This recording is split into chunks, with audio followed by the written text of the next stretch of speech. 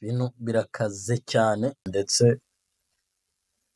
twavuga ko binateye ubwoba kubona nyine umwana w'umukobwa, umukobwa mwiza uteye neza, ya kubona afashe icupa ry'inzoga arishyize mu gitsina cye, kandi ukabona arishimye ndetse nyine ukabona ko yanyuzwe pe, ukabona ntacyo bimutwaye, nyuma akaza kuri kamera ukabona nta mutima mubi, ndetse akavuga ko byanamutunguye, ari we wifatiye iryo cupa akarishyira mu gitsina cye.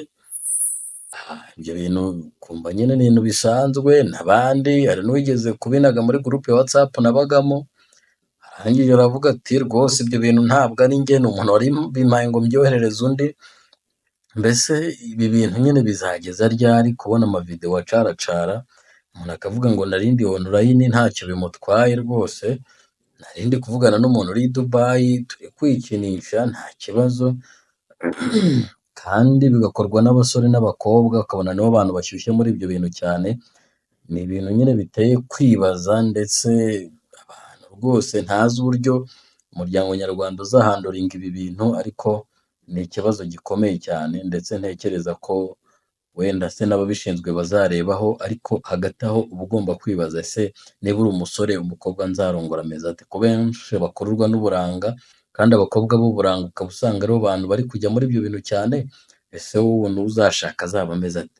Ese umuntu ufata icupa akarishyira mu gitsina cye, ni uburere bumeze gute azaha abana muzabyarana?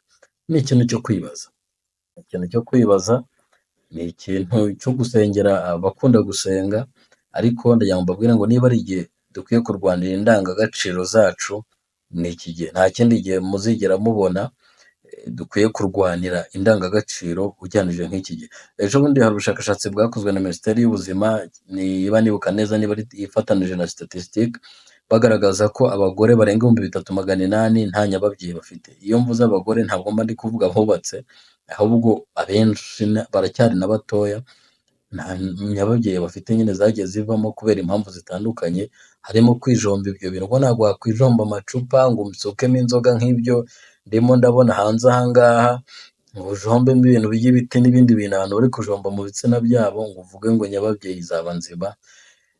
Amabagiteri muba muri gushyiramo ubwayo ni menshi, mbese ibintu abantu bikora biteye ubwoba. Abana b'abakobwa bari mu busambanyi buteye ubwoba, akaba atakoresha agakingirizo, agahora anywa ibinini, ejo bundi ukajya kumva ngo agize ibibyimba muri nyababyeyi kubera ayo makosa yose yagiye akorwa. Ejo bundi nahoze mbabwira ko tudakwiye gucira urubanza umwana w'umukobwa wabyariye iwabo, kuko hari benshi bazikuyemo ariko ubu ari inyangamugayo, baririmba no mu makorari. Ibyo bintu njye narabyivugiye aha ngaha, kuko biratangaje.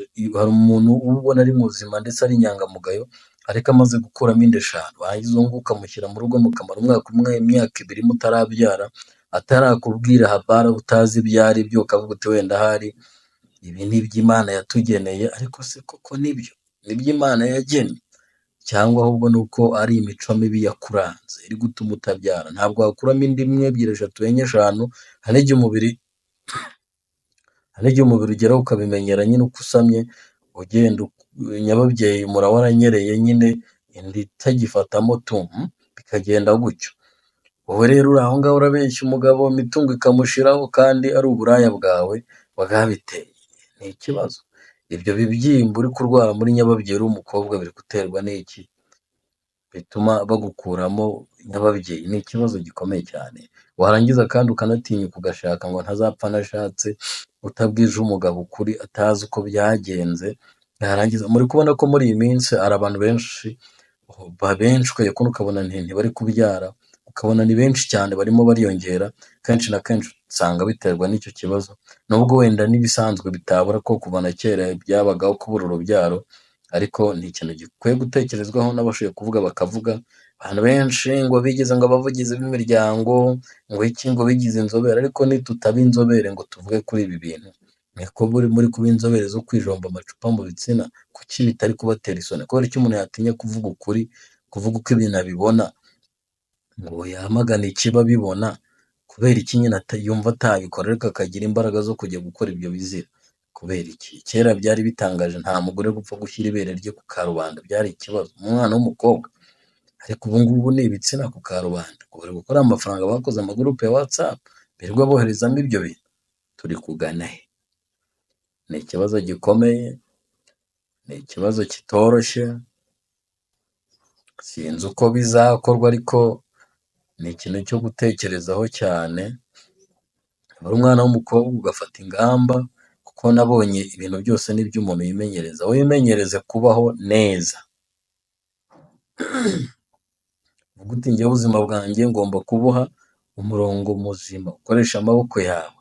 Ibintu byo kumva ngo uzajya abasaza baguha amafaranga, ntabwo icyo ari ikintu washishikariza umuntu, kandi nta muntu nifuriza ko azagira igihe ngo akorwe n'isoni kubera ibikorwa yakoze ari mutoya, mu gihe imyaka yamushukaga. Baravuga ngo umusore umuhana avayo ntumuhana ajyayo, ariko dukwiriye kureba uburyo icyo kintu twagihindura, umuntu akajya ahanwa ari gutekereza kujyayo. Kuko niba abantu b'abasore beza, ukabona umuntu w'umusore mwiza ariko akaba ari umutinganyi arongorwa mu kibuno, ese ubwo ubundi umuryango w'ejo umeze ute? Ni gute uzasobanurira umwana wawe ko wahenaga bakakurongora mu kibuno? Ni gute uzasobanurira umwana wawe ko wijombaga amacupa mu gitsina? Ni ikibazo. Ese ni wenda ntuzanabyara da, ugize amahirwe bakagushyira kuri yellow paper ngo ube umuyobozi wenda w'ikigo runaka, wahagera ugasanga bari guhererekanya utuvidewo twawe ukora ibyo bintu, wayabambuye yerekeza he? Birababaje ariko ni ibintu bikwiye gutekerezwaho hakiri kare, abantu ndetse bagafata n'ingamba nzima, bagahitamo umurongo muzima w'ubuzima bwabo n'aho bakwiye kwerekeza. Kandi umuntu wumva agifitemo agatima k'ubumuntu akwiye kurwanira umuryango nyarwanda, umuryango w'ejo hazaza, kuko bitabaye ibyo nyine bizaba ari ikibazo gikomeye cyane. Kera umuntu yajyaga yibaza ngo ariko isi iramutse arimo igitsina kimwe byagenda bite, ariko ntekereza ko abantu badakwiye kongera kwibaza icyo kibazo bitewe n'ibyano bari kwikora. Ndetse n'abantu banyurwa no kwijomba ibiti n'amacupa, urumva abo bantu ubundi bahangayikishijwe no gushaka. Abantu bavuga ngo ntidushaka kubera ubukene, neza umuntu ajya kwijomba amacupa ni ukubera ubukene nabyo se? Abantu bari kuba abatinganyi barangiza bavuga ngo n'Imana irabyemera. Imana ibyemera hehe? Uwo mwanda, ntabwo Imana yemera ibintu nk'ibyo ngibyo, ntabwo Imana ari uko nguko yabigennye. Hakunze Trump ko bagiye no kuvuga ko muri Amerika hari ibitsina bibiri, nta bitsina bindi birenze. Njye si ndi umugore, urebye ngo ndi umugore ngo ariko ngo mu mubiri ngo mba numva ndi umugabo. Ikigoryi, ibyo bintu ntabwo ari byo. Niba uri umugore uri umugore, niba uri umugabo uri umugabo. Njye ngo mba numva ngo rwose ngo ndi agakobwa, niyo ngo mbonye umukobwa ngo mba numva ngo ari mushiki wanjye. Uri ikigabo gifite n'ubwanwa, nta soni. Uri iki se wa mugani? Ngahibaza umuryango w'ejo hazaza uko umeze. Ese ubundi iyo wirebye imico yawe uba ubona nyine isi yakubakwa n'abantu bameze nkawe? Birashoboka koko? Duhindure imitekerereze, turwanire iki kintu, kuko ni ikintu gikwiriye guhinduka pe. Kubona abakobwa beza bameze neza, umuntu wese yakwifuza, ariko ukabona bari kwijomba amacupa, ni ikintu gikomeye cyane. Ikintu gikomeye, kandi wenda abantu bafunze, ariko ntabwo ntekereza ko ari ikintu dukwiye kubakiraho. Ni ikintu kibabaje cyane. Don't try it. Niba wanabitekerezaga it's not good.